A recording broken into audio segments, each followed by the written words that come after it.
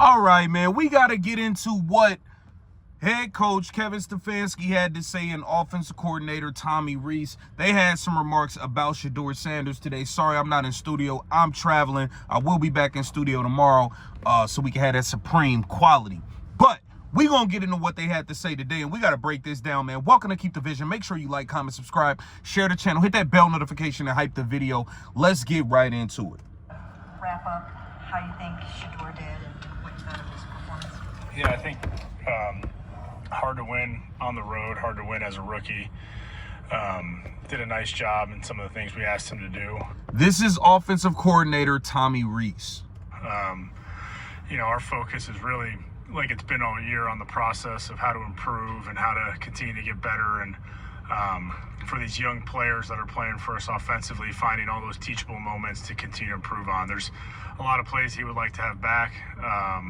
There's a lot of great learning opportunities out there. And then there's a lot of plays that he made that, helped our offense and helped us score enough points to win the game. But, again, we're really doubling down on how can we be process-oriented, not get too caught up in a result of a win or a loss, and just focus on every time you come in on a Monday, there's going to be a bunch of plays that you want to correct. They're just usually easier to correct when you win than when you lose.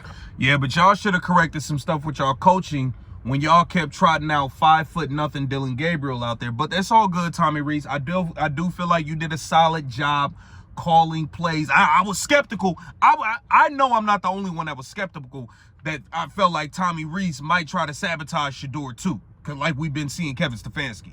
I know y'all probably felt like that too.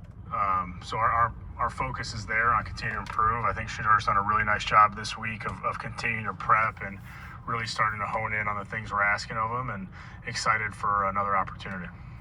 Seemed to really play from within the pocket a lot more than even those two quarters against Baltimore. What was sort of the process in getting him more comfortable to stay within the pocket? I don't think there's like a magic solution here, right? I think you just got to continue to show evidence of, hey, this is a clean pocket. This is what it looks like. These are the times where we need to stay in here and read things out. And with him, there's the balance of, hey, he can do some things creatively outside of the pocket. Like, when is it time to go and when is it time to stay in there? There was a third down there during the game last week where it felt like we could have stayed in there instead of flushing out to our left. And he's the first one to recognize those things. And then, the play extension to Jerry on the big in cut, we have a little pressure off our right side that made him move right. And then that's a great example of, hey, this is a good time to get out of there and, find something down the field. He does a really nice job of keeping his eyes downfield as he evades. So I would love to say, hey, there's one thing that we do that gets him to stay in the pocket. I think it's just the teachable moments that come up throughout the course of a game to show him what a clean pocket looks like. Or if we got a route concept versus a coverage we really like, you might be a little bit more willing to hang in there and let it develop. And a lot of that comes with time and reps and time on task. Yeah, you hear that? It's funny how they keep bringing up time and reps and all these. But when we was bringing up reps, they was acting like we was out of pocket. We're being extra. Oh, nobody gets reps. It's only supposed. Dylan Gabriel was getting reps when Joe Flacco was the quarterback. Okay, so Shedeur should have been getting some reps while Dylan Gabriel was QB1. That's all we've been saying. Listen, he's gonna get better with time and experience. Shedeur Sanders is built for this. 12 was built for this, okay? He got to step up into the pocket and not escape out the back of the pocket every single time. He knows that, but he's going to make his plays and take his chances. With more experience and time, he's only going to get better and better. Kevin talked about the 52-yard throw to Isaiah, that being such a high. Yeah, let's hear about that 52-yard pass before we get into Kevin Stefanski. This is offensive coordinator Tommy Reese. We're about to get into Kevin Stefanski right now. Level play and them being in cover zero and the free runner. But that play specifically, like, how much do you think that opened things up throughout the course of the game and opened up some of the shorter passing lanes? Yeah. I don't know if it necessarily opens things up in terms of how you're describing it. I think we were going to be hot on that play. We could have protected a little bit differently to be less hot. He makes an unbelievable individual effort, a great throw off his back foot, gets hit. It's right where you want it. They're playing cover zero, which is an aggressive call. it might have dissuaded them from playing cover zero throughout the game, which again helps our protection moving forward. And then I think for him, it's kind of like your first start, you're on the road, like make that first play, and then it kind of settles you into the game. So when you talk, like I look at it through the lens of what does it open up? It probably opens up a little bit of a confidence and a relief from, okay, make that big play, and now let's focus on moving forward and going to continue to play. And I think as a young player, when you have that first moment where it's like, all right, I made the play, now let's just settle into the game. But no, it was a great individual effort, and I think that helped him throughout the course of just staying confident and calm as the game went on. Them other guys that y'all had him QB4 behind, because initially you guys had Kenny Pickett above him, Dylan Gabriel, and OG Joe Flacco. I don't think Joe Flacco's trash, but he's old. Y'all should have moved on from that.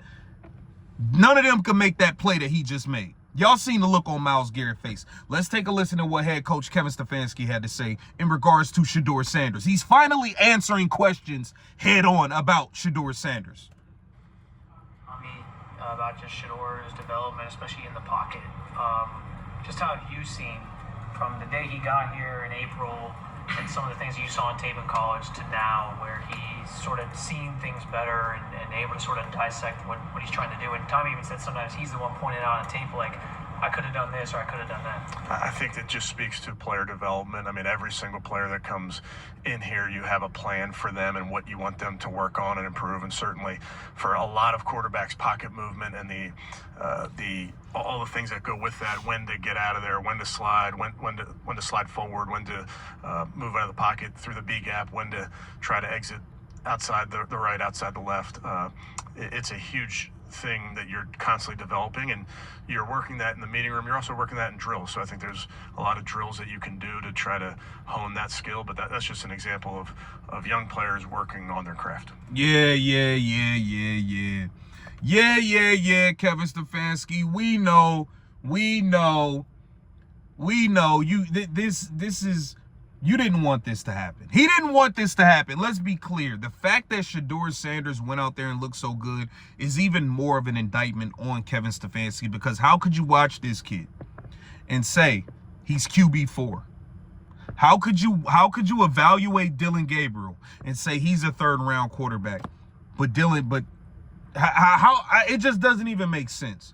Shedeur Sanders was better than Dylan Gabriel in training camp, better than him in preseason, just better than the dude. He's always been better than him. Kevin Stefanski, he was fighting it. And the weather here, I'm sure you've seen him on film in Colorado. What are your expectations for him in the elements on Sunday? Yeah, he played at Colorado. That's a lot of wind that you're going to get. You're going to get all sorts of weather. So he's, I think, good to go. All right, so Shedeur Sanders ready to play in the elements, good to go to play in Cleveland. Obviously, he played in Colorado where it's snow, rain, sleet, all of that. He got the big enough arm to cut through the wind, unlike Dylan Gabriel. So it's going to be fireworks. Can't wait to see Shedeur Sanders versus the San Francisco 49ers. Get down in the comments. Let me know what you think about this. I will be back in studio tomorrow. This is Keep the Vision. Make sure you like, comment, subscribe, and share the channel.